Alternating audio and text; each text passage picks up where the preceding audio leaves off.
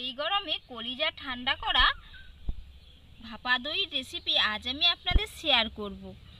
মাত্র আর মাত্র 3টে উপকরণ দিয়েই আপনারা কিন্তু বাড়িতে খুব সহজেই বানিয়ে নিতে পারবেন। আপনি যদি আমার চ্যানেলে প্রথম হয়ে থাকেন, আমার চ্যানেলটিকে লাইক, শেয়ার ও সাবস্ক্রাইব করে নেওয়ার অনুরোধ রইল।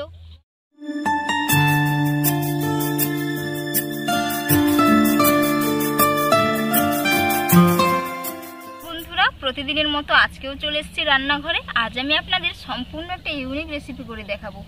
ছোট থেকে বড় সবাই কিন্তু খেতে চাইবে। খুবই দুর্দান্ত স্বাদের একটি রেসিপি, আর এই গরমে কলিজা ঠান্ডা করা রেসিপি। তো আজকে আমি আপনাদের দই ভাপা বানিয়ে দেখাবো। দেখতে থাকুন পুরো ভিডিওটা, আশা করি আপনাদের ভালো লাগবে।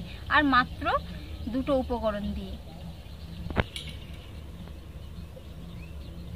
1 বাটি টক দই নিয়েছি, একটা স্ট্রেনারের মধ্যে আমি দিয়ে দিচ্ছি, দিয়ে এর জলটা ভালো করে ঝরিয়ে নেব। এইভাবে আমি 10 মিনিটের জন্য রেখে দেব, যাতে জলটা খুব সুন্দরভাবে ঝরে যায়। 10 মিনিট হয়ে গেছে, দেখে নেব কতটা জল ঝরে গেছে। তো এবার আমি এই জলটা বাদ দিয়ে দেব। জলটা বাদ দিয়ে দিয়েছি, দিয়ে এবার আমি দইটা একটি মিক্সিং বোলের মধ্যে নিয়ে নিচ্ছি।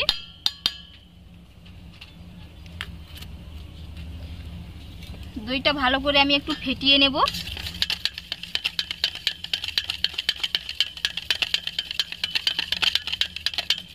এরকম হ্যান্ড উইচ দিয়ে ভালো করে ফেটিয়ে নিলে কিন্তু খুবই ভালো হয়। তো বন্ধুরা, যাদের কাছে হ্যান্ড উইচ নেই তারা কিন্তু চামচে ফেটিয়ে নেবেন, হয়ে যাবে।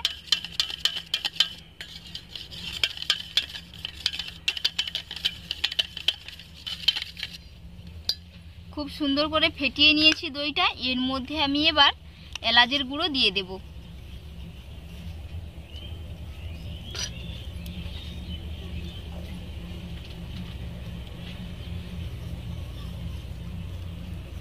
এলাচের গুঁড়ো দিলে কিন্তু এলাচের ফ্লেভারটা খুবই সুন্দর এবং ভাপা দইটা খেতেও কিন্তু দারুণ লাগবে। এইদিকে আমি কনডেন্স মিল্ক নিয়েছি, তো এটা আমি কেটে এর মধ্যে দিয়ে দেব। পুরোটা দেব না, পরিমাপ বুঝে দিতে হবে। আমি এখানে 300 গ্রাম দই নিয়েছি, সেই মাপ করে দিতে হবে।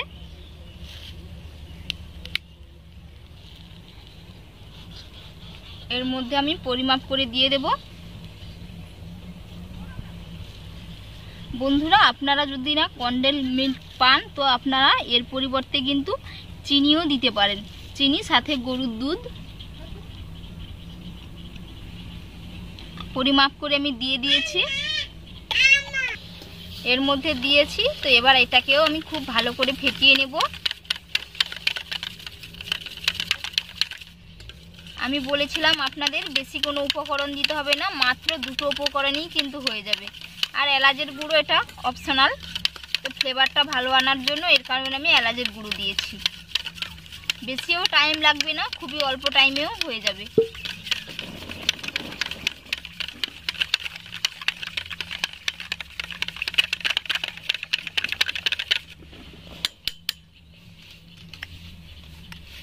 এইদিকে আমি 3টে বাটি নিয়েছি, ছোট ছোট করে বাটি নিয়েছি। এই বাটিগুলোর মধ্যে আমি ঢেলে নেব।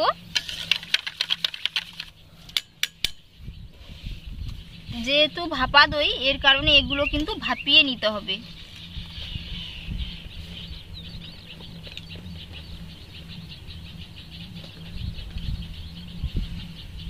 আর একটা বাটিতে করে দিয়ে দেব।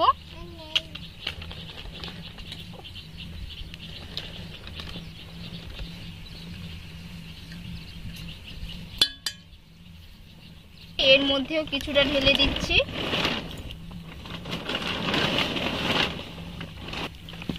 আপনারা চাইলে মাটির ভাঁড়ও নিতে পারেন, যে কোনো পাত্র নিতে পারেন। আমি ছোট ছোট দেখে নিয়েছি, যাতে অল্প টাইমের মধ্যে ভাপানো হয়ে যায়, 10 মিনিটে।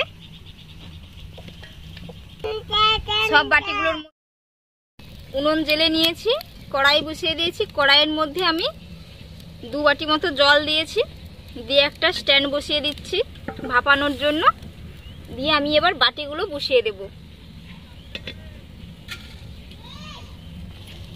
একে একে বাটিগুলো বসিয়ে দেব।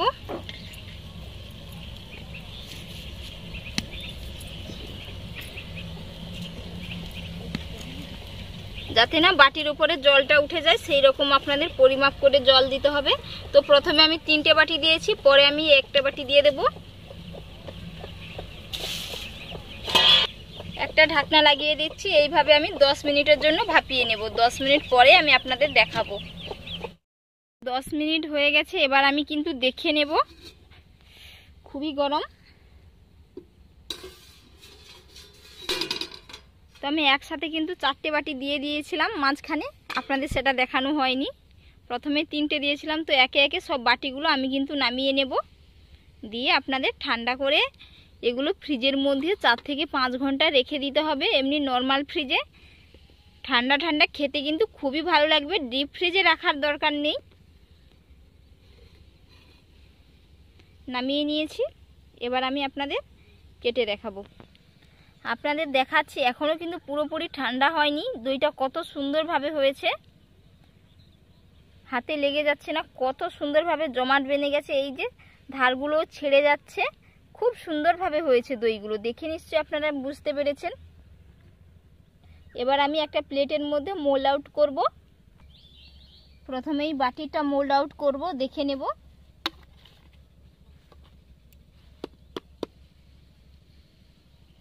কত সুন্দরভাবে হয়েছে দেখুন, দেখে নিশ্চয়ই বুঝতে পেরেছেন।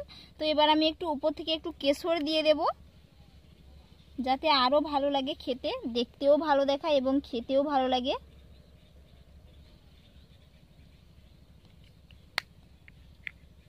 বড় বাটি থেকে উঠে গেছে মানে ছোট বাটিগুলো কিন্তু খুব সহজেই উঠে যাবে। কত সুন্দরভাবে জমে গেছে, পুরো কাটারি মার্কা হয়েছে। আমি আপনাদের কেটে দেখাচ্ছি কতটা সুন্দর হয়েছে। কতটা সুন্দর হয়েছে দেখে নিশ্চয়ই বুঝতে পেরেছেন। বন্ধুরা, আজকের রেসিপি আপনাদের কেমন লাগলো অবশ্যই কিন্তু আপনারা কমেন্টে একবার জানাবেন, এবং বাড়িতে এইরকমভাবে বানিয়েও খাবেন। খেতে কিন্তু খুবই অসম্ভব মজার হয়। আপনারা ভালো থাকবেন, সুস্থ থাকবেন। নেক্সট ভিডিওতে দেখা হচ্ছে। ধন্যবাদ।